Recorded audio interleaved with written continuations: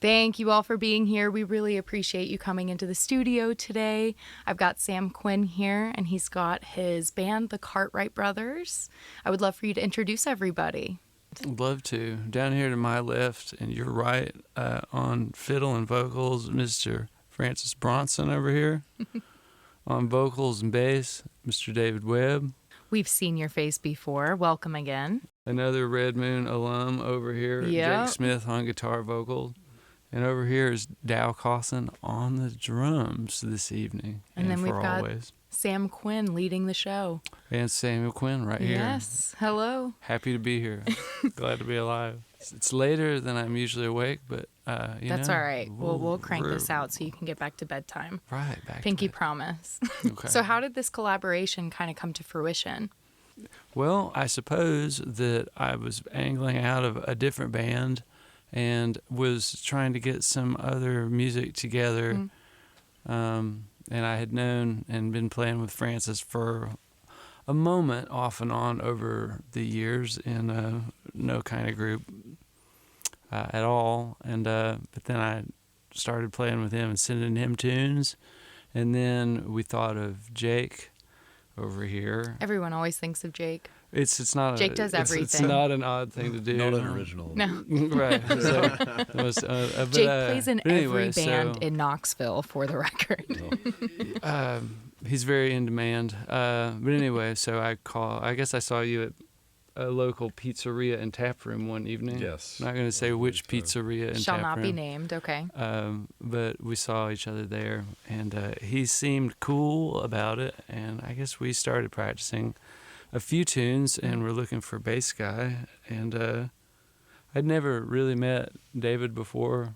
I said one offhand kind of comment years prior, but I think you've forgiven me now, right? Still working on it. Still working on it, you know. It's okay. It takes time. Every day, Forgiveness every takes way, time. I will be better Your and ears better. are full. Yeah. Yeah, my outlook is good. Good. And Good. and then the last but not least, I asked Dow if he was interested. And I've known Dow for, I don't know, 12 years or thereabouts. It all just kind of made sense. Yeah, so Yeah. that's the long answer. But Perfect little everybody puzzle said pieces. cool and called the people that I wanted, and that and they said yes, and I liked that. So music has been a part of your existence since you were a wee lad. What about music first really started calling to you? It was really neat. I know that seems bizarre, but it was okay. not something that anybody. It's not something that the people around me did, and it was. It's not hard to look at people on TV that are playing music and just wondering what is happening. Yeah. It's like a different world. Like I didn't go see bands or I didn't really go watch movies, and just like watching, like hearing the radio in my little pocket of the world was just kind of a little window into the rest of it, you know, or at least a lot larger window into not all of the rest of it, but and so it was just kind of bizarro and very attractive to me, and it looked cool. People that played it were usually cool, and it was a nice way to kind of start doing something that was cool in a place where there was not a great wealth of that going around. Right. So yeah, it was neat, and my grandfather had a guitar and let me have it. Oh, that's beautiful. Cool. Yeah, So that was your first instrument then? Yeah, sure was. What was it? It was a silver tone, and he bought it for $15 and gave it to me for free. Do you still have it? I do. Yeah. Yeah, it still sounds about the same. Does that mean crappy or like Just like I packed with found love? it. Yeah, it's a working man's guitar. There it is. Got it. So you've played in numerous groups throughout the years, in addition to releasing your solo work. It seems like collaboration with your community is really important to you. Why is that? During the last few years, and I'm speaking to you from 2023 here, and in the worldview of the last few years, I've had a lot of time to play music just by myself. And you can really take things to as far as you can by yourself. And and then a lot of times, for me, it begins to all sound. I just kind of hit a wall, and where it all kind of starts to sound the same way, or I'm just going the same place. And what is interesting for me in collaborating with people, like I didn't want to play in this group. I didn't want to play with people that I had ever played with before. Cool. That was important. That was important to me because it would. I've already done that, and it's like I just want to. What happens with other people? Yeah. Nothing against any of the other people, Mm-mm. but it's just the communication is like it's like just small dialects in language of the same language we're talking, to different people and how they do it, and it's like that is not at all how I would do it. That's not at all how I have done it. But this is the way that it is right now, and I like it more than the idea that I had when I just exhausted myself and done that. So it's just neat. There's a lot of tools in the belt for people to bring out. Yeah, it's like I don't know how this will work, but it somehow always does work. It's like I didn't know Jake sang at all. He's really quite good. Yeah. It's like, and I didn't know that you sang at all. And it's like, do you sing? And it's like just. Like they say, if you're making a movie, like you ask people what they do to be in your crappy movie. Yeah. And it's like, well, this guy's a fireman. It's like, he's a volunteer fireman. And it's like, you can probably get that guy really pumped about, using his fire truck from his volunteer fire station to be in your movie and up your production cost. Right. It's like, well, it's like, do you do that? And it's like, well, I had no idea you did that. It's like, well, now you have a fire truck in your movie. Yeah. That's beautiful. I think you've really embraced the complexity of each human being as a separate individual from yourself. I think oftentimes we project our own bullshit onto others and make them into whatever we need them to be. Sure. But just letting people exist, I think, is one of the most beautiful things about being human. So it's cool that you get to do that. It's like, well, I could do it this way. It's like I've already done it that way. It'll probably end up about right new. here. It's like, where's the variable? Where's the wild card in it? The pizzazz. Right. Exactly. I love your lyrics. They're so profound to me. So they speak very, very fluidly with my language that I speak, it feels like. And I'm sure other people feel the same way. So where do you find those lyrics? Where do they come to you? Where are they coming from, I guess, is the question. Yeah, this is like a chapter of this work that I've been doing for a while. And, like as you have done it, it started that I wanted to do this. And so like you were doing this, and then I moved on to this right here. Right. And it doesn't really have it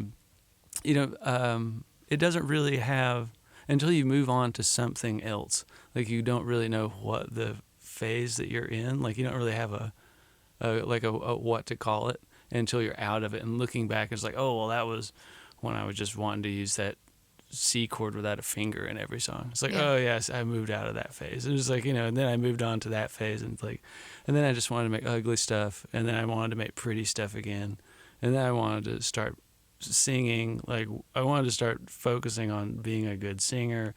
And then it's like, moved out, just like kind of whatever you want to do. Yeah. I think a lot of the tunes in here are just playing around with not being as vague and just kind of talking about things a little bit more. Yeah.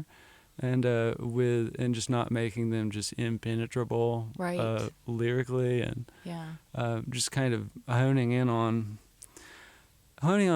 things that are super personal and sometimes even universal at the same time. Very universal, in my opinion, yeah. Just working on tunes is fun to me at this point in my life. Yeah. Where it was just work.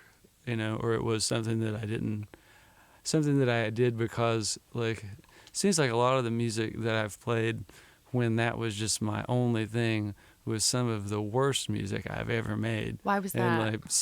And like, what was the reason? I don't know. It was like wearing a work shirt, like you don't wear your work shirt at home. Yeah, and so, I'm with you. I don't know. And it's like with something that's, with this here, it seems like it's a lot more fun.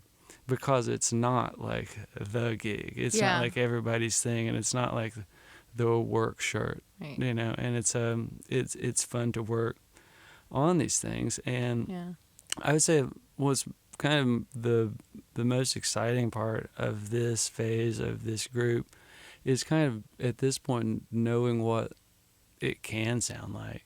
And I think it's an exciting part of like a group when you understand like kind of what the strengths of the group are. Right. And like it's like now you're kind of you're not just writing tunes that this group plays, like you're writing songs for the group that will play them. So that's kind of where I am on. Is your writing process fairly collaborative too then? Or is it you kind of coming to the band and saying, I've got this melody that's really cool and I want to see what we can do with it? What does it look like for you? At this point, it's I kind of bring ideas and they get shaped, but the lyrics are kind of already in play, and a lot of the songs are put together, and like the ideas are pretty in there. Cool. Okay. Yeah. Yeah, beautiful. Yeah.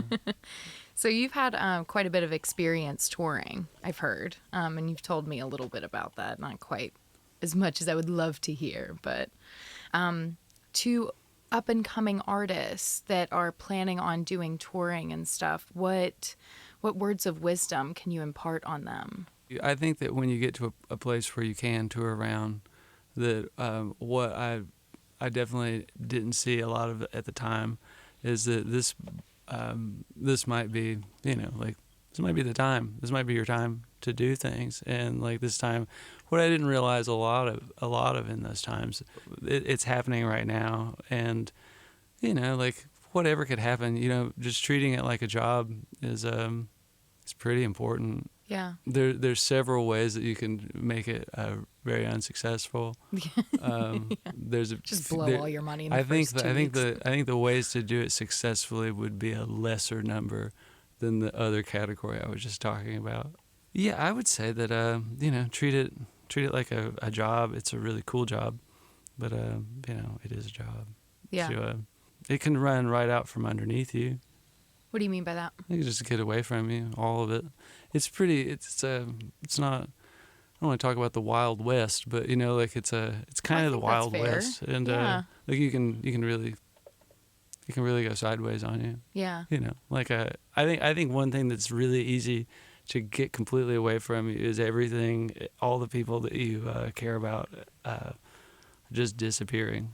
I think that's very easy to happen.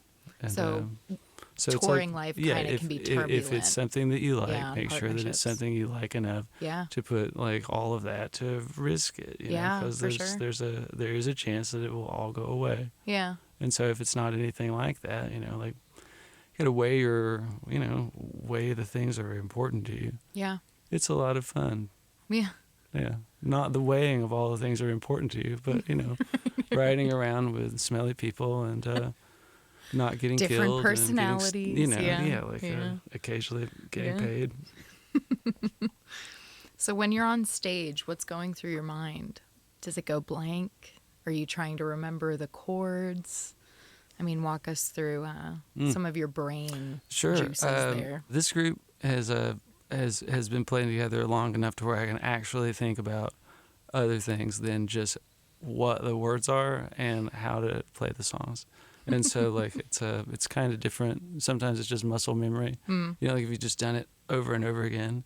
I like to hear it. I like it when it sounds really good. And I think more than anything right now that I know that we can land these songs, I have to keep from getting lost in how good that it sounds and like how thick it is and how texturally and just like how lucky I am for all these people to do this. You know, it's like and it's been a lot of work and a lot of time of everyone else's time. And it's like here we are doing some stuff, you know, and there are people here. It's real loud. The ugly parts are ugly. The pretty parts are pretty. Yeah. You know, we all remembered all the words and being able to play the songs and then just like not having to worry. It's like everybody knows how to play these songs. Now we can play these songs well and like move them around, give them a little wiggle room. Yeah. Know? Yeah, you guys do feel very practiced, but I think with that practice there comes an element of being able to play a little bit It's just like it's studying for a test and being like, maybe I can expand on this point a little bit more. Sure. Like, And gain some bonus points. yeah, if they're you will. doing this, so I'll do this. You know, Right, it's like, right. yeah, just a living, breathing thing. You know. Yeah, there you go. Just let it breathe. So where can fans find your music? Where can they follow your existence? I don't have a great deal of stuff out there. I do have a Facebook page that has been operating for years, Cool. and I think that it's only for people to put pictures of their grandkids on now. But it's Sam Quinn Music, I believe. I think that it's a picture. It's a picture of me in an orange shirt with my hands up, and that's been there for about 10 years, and I think that that's fine. But I post the pictures, or not pictures, but shows that are coming up on that. We have a record that's in the works, and before that comes out, there will be a website. You know, it'll legitimize trying to find things, but it'll if you can come in contact with that Facebook Sam Quinn Music Facebook page, so far that's the only way to find me, or And you like it that way. currently, damn it. yes.